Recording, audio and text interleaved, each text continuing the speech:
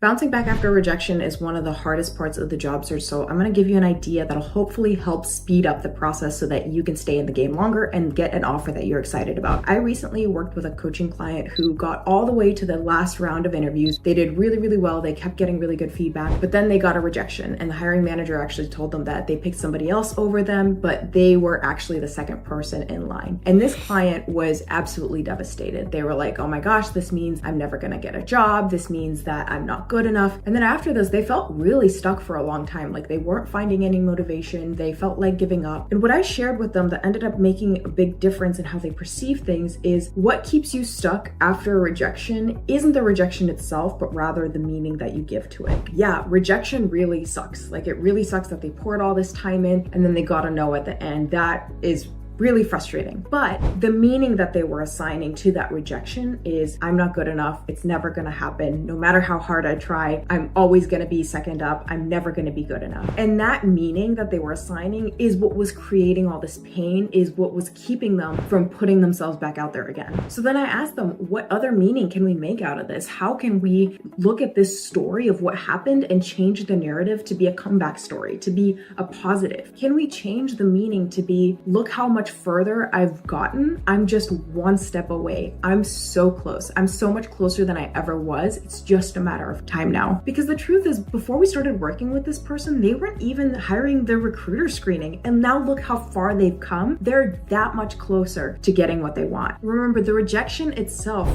is painful, but what creates that suffering, that feeling of stuckness, is the meaning that we assign to it. So can you change the meaning of the rejection to something that is empowering and emboldening and actually energizes you rather than drains you? I hope that was a helpful reframe, and if it was helpful to you, it would really mean a lot to me and help me continue to make this kind of content if you were to share it with somebody else.